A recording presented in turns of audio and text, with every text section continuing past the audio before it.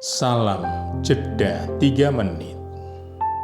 Saudara-saudariku, hari ini Minggu Biasa kelima tahun A garis miring genap. Dalam Injil Matius 5 ayat 13 sampai dengan 16, Yesus menyebut para pengikutnya dengan identitas baru, yaitu garam dan terang dunia. Pertama, sebagai garam. Dalam kitab Syirah, dinyatakan bahwa garam merupakan kebutuhan pokok untuk hidup manusia. Syirah 39 ayat 26.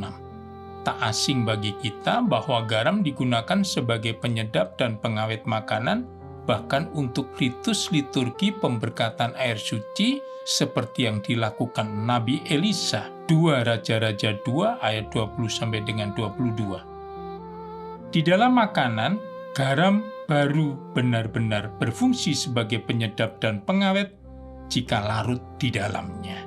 Sebagai garam, setiap murid Kristus harus berani larut dalam cita rasa perkembangan zaman untuk memberikan pengaruh positif dan bermakna bagi masyarakat sekitarnya. Prinsipnya, mengikuti arus perkembangan zaman tetapi tidak hanyut di dalamnya.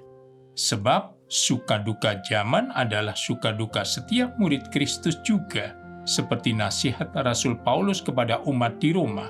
Bersukacitalah dengan orang yang bersukacita, dan menangislah dengan orang yang menangis.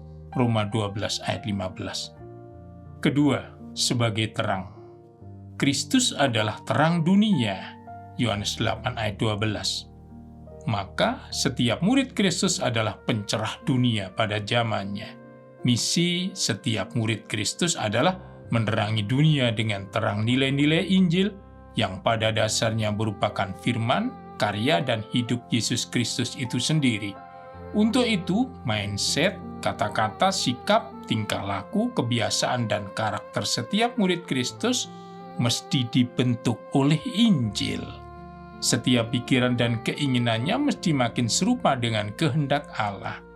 Setiap ungkapan kata-katanya menjadi deskripsi firman Allah. Setiap hasil kerjanya mesti makin serupa dengan karya Allah dan disucikan di dalamnya.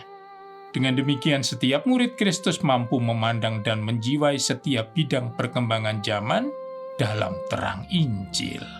Pesan Injil hari ini, sebagai garam dan terang dunia, dalam situasi kondisi apapun, waktu kapanpun dan dimanapun, dalam setiap momen apapun, menghadapi siapapun, tanpa pandang suku, agama, golongan, setiap murid Kristus mesti menghayati ini.